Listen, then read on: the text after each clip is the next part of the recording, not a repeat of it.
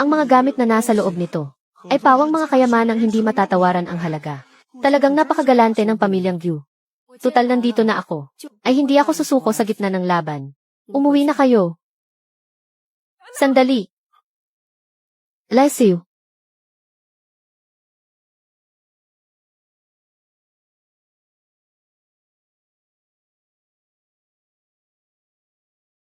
Huwag kayong mag-alala.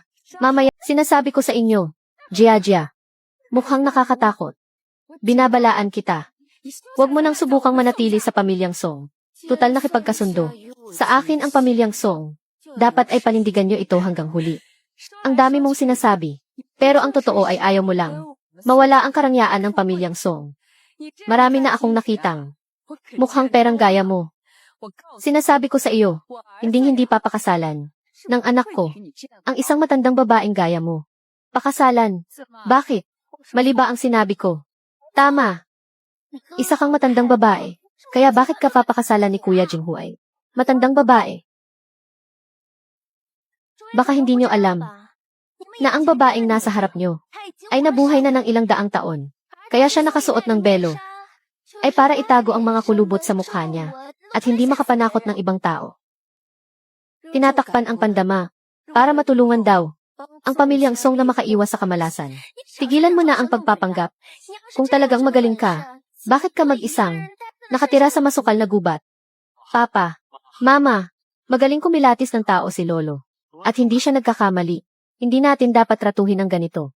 Si Binibining Xiao, hindi ko akalain na madiskarte ang matandang babaeng ito. Dahil sa loob lang ng ilang araw ay nakuha niya ang loob ng anak ko. Para ipagtanggol siya, mas lalo lang akong nagkaroon ng dahilan. Para hindi siya panatilihin sa pamilyang Song. Tutal ayaw mo naman ng Xiao. Ang Young Master. Miss Xiao, ako si Gunancheng ng pamilyang Gu. Basta't pumayag po kayo na pumunta sa pamilya namin para gamutin ang lola ko. Handa po akong gumawa ng kasunduan sa inyo kaagad. Kasunduan. Mukhang alam na alam mo ang mga patakaran ko. Narinig ko na po mula kay Divine Dr. Aoyang. Alam ko, pakiusap po, tulungan ninyo kami.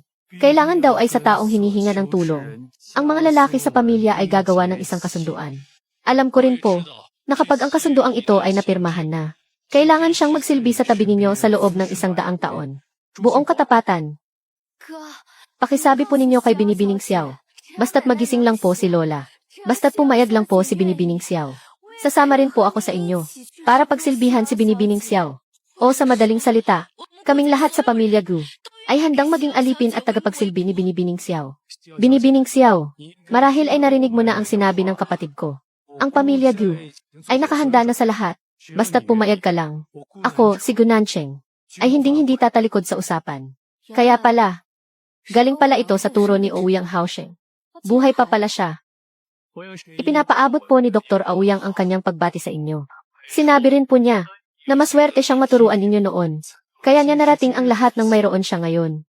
Darating daw ang araw na siya'y maliligo at mag-aayuno para pumunta sa bundok Jugong at magbigay galang sa inyo. Si Dr. Aoyang, di ba't siya ang pinakasikat na doktor sa buong kabisera? Kahit na si Dr. Aoyang at ang pamilya Gu ay lubos na gumagalang sa taong kanilang pinupugayan. Pero binaliwala lang siya ng pamilya Song. Dapat lang talaga silang tamaan ng kidlat. Hindi pala kasal, kundi isang kasunduan.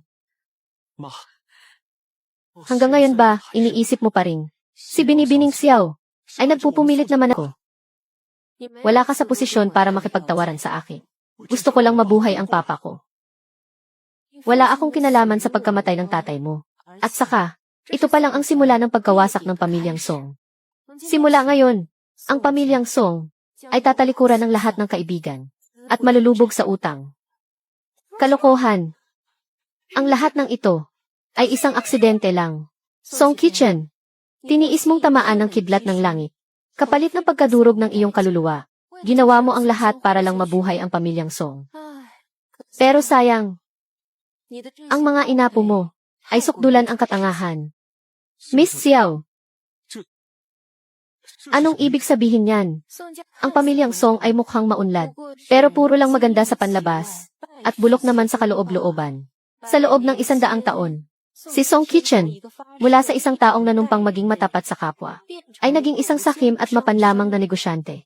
Ang magdanas ng matinding sakit at magkaroon ng miserableng kamatayan. Ang naging karma niya. Pero ang lolo ko, paano naman niya nalaman?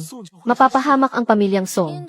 Dahil sa nakaraang buhay niya, nakaligtas siya ng isang puting soro mula sa bundok ng Jugong. Sa buhay na ito, bago siya pumanaw, nagpakita sa panaginip niya ang puting soro. Ipinakita sa kanya ang pagbagsak ng pamilyang Song. Ayaw niyang madamay ang kanyang mga salinlahi. Kaya naman, kahit na ang kapalit ay ang tuluyang pagkawala ng kanyang kaluluwa, ibinunyag niya ang lihim ng kalangitan para mailayo kayo sa kapahamakan. Ang tulong sa pagpapalibing at bayad pinsala. Naibigay niyo nga po ang pampalibing at ang bayad pinsala. Pero kulang na kulang po yon. May apo po ako. Kasi silang lang po. Wala pa po siyang 1 taon. Nang malaman ng nanay niya na pumanaw na ang anak ko, iniwan na rin niya kami. Taga-probinsya lang po kami ng asawa ko. Napakaliit lang po ng kita namin sa 1 taon. Ngayon po may sakit ang apo namin. Wala po kaming pera para ipagamot siya. Kung magpapatuloy po ang ganito, baka hindi na po magtagal ang buhay ng apo ko. Kung magkano ang itinakda ng korte, kaming pamilya Gu, ibinigay namin yon ng walang kulang. Kung kaya niyo bang palakihin ang batang iyan o hindi, problema niyo na iyan.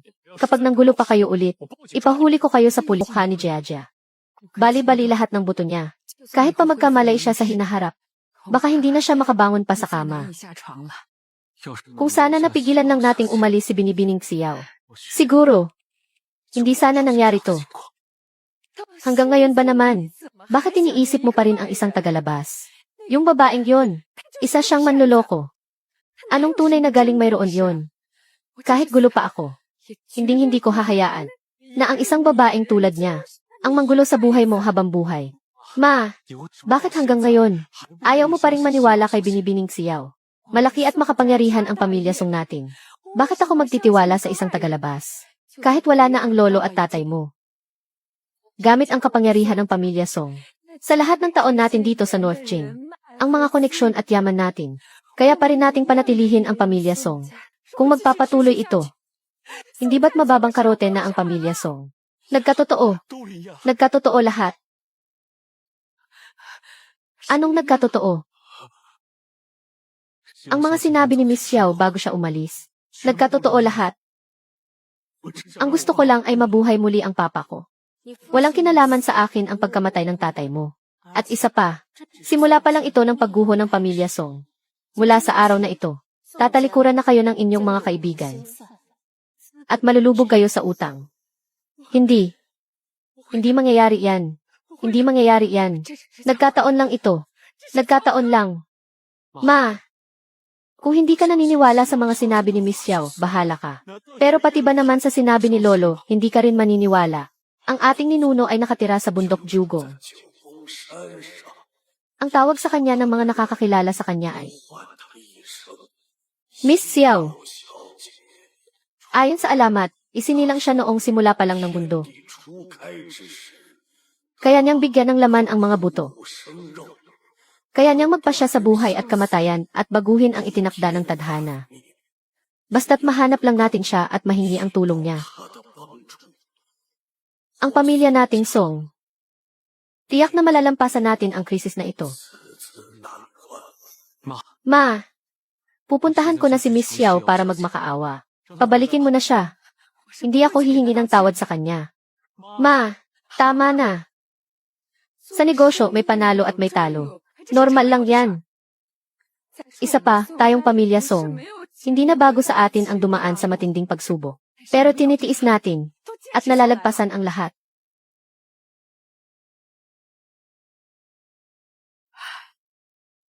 May pag-asa na. Tingnan mo, tumatawag ang tatay ni Jiajia. Hindi ko siya pababayaan. Kaya lang, ang pamilya Song ngayon, gustuhin man, wala kaming kakayahan. Kaya nakikiusap ako, Zhao. Alang-alang sa pinagsamahan natin sa loob ng maraming taon. Tulungan mo ang pamilya Song. Napag-usapan na namin ni Jinghui. Kapag nagising na si Jiajia, tatanggapin na siya ng pamilya Song namin bilang manugang. Tulungan ninyo kami. Sisiguraduhin naming may kapalit ang tulong ninyo. Kapag nakaahon na sa hirap ang pamilya Song, ibibigay ko ang 5% ng shares bilang dote para kay Jiajia. Sa panaginip mo, ginawa ninyong miserable ang anak ko. Tapos may gana pa kayong humingi ng tulong sa akin.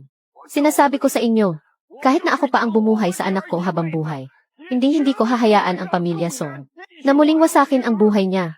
Kuya Zhao, pinapasundo ko na si Jiajia. Simula sa araw na ito, wala nang ugnayan ang pamilya Zhao sa pamilya ninyo. Kayong mga Song, maghintay lang kayo ng subway na mula sa korte. Hindi. Huwag. Iniwan na tayo ng mga kaibigan natin. Lubog na tayo sa utang. Nagkatotoo na naman ang sinabi ni Miss Xiao. Ma, hindi. Hindi yan mangyayari. Nagkataon lang ang lahat ng ito. Nagkataon lang ang lahat. Madam. Ma, ang mukha ko. Ma, tiis lang po. Hahanap ako ng doktor ngayon din. Ang sakit ng mukha ko. Hanapin mo ang doktor, bilisan mo. Bilis. Ma, magiging maayos din po ang lahat. Senyorito, hindi po makontak ang doktor. Kung ganoon, at tagapaglingkod mo. Ang kapal naman ng mukha mo. Ang maging tagapaglingkod ko ay isang malaking karangalan para sa pamilya ninyong Gu. Tigilan mo na iyang pagkukunwari mo. Akala mo ba sa pamilyang Song, ang mga ginawa mo ay maitatago mo talaga? Ang pamilyang Song, ginamit mo ang pagkukunwaring. Poprotektahan mo ang tahanan ng mga Song para lang manatili sa kanila. Sinira mo ang mukha ng pinakamatalik kong kaibigan. At ikaw pa ang naging dahilan ng miserableng pagkamatay ng pinuno ng pamilyang Song sa harap ng lahat. Nang matuklasan ng pamilyang Song ang tunay mong pagkatao, pinalayas ka nila, pero wala ka pa rin kahihiyan. Ngayon, balak mo na namang ipahamak ang pamilyang Gu. Lahat ng masamang gawain ay may katapat na parusa. Iyon ang sarili nilang karma. Wala akong kinalaman dyan. Ang kapal talaga ng mukha mo. Hanggang ngayon, ang tigas pa rin ang ulo mo. Pero ayos lang kung matigas ang ulo mo. Dahil kaming mga Gu, ang pinakamagaling pagdating sa pagtuturo ng leksyon sa mga matitigas ang ulo. Bantay. Lola, wag po. Tumahimik ka. Kuya, noong unang dating ni Miss Xiao dito, iniligtas ka niya. Nakalimutan mo na ba?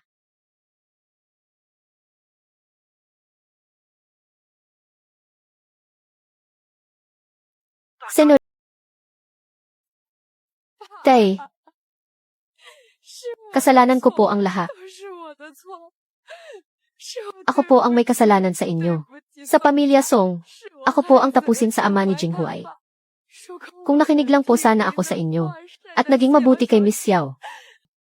Nay, tayo po ang may pagkukulang kay Miss Xiao. Si Miss Xiao ay lumabas para tulungan ang pamilya Song. Pero hindi lang po natin sinira ang kasunduan. Ganoon pa ang naging trato natin sa kanya. Ang hindi po pagkita sa akin ni Miss Xiao ay naiintindihan ko. Hindi mo kasalanan. Kasalanan ko. Kung hindi ko lang sana minamaliit si Miss Xiao. Kung hindi ko lang sana, sinubukang gamitin siya para mapalapit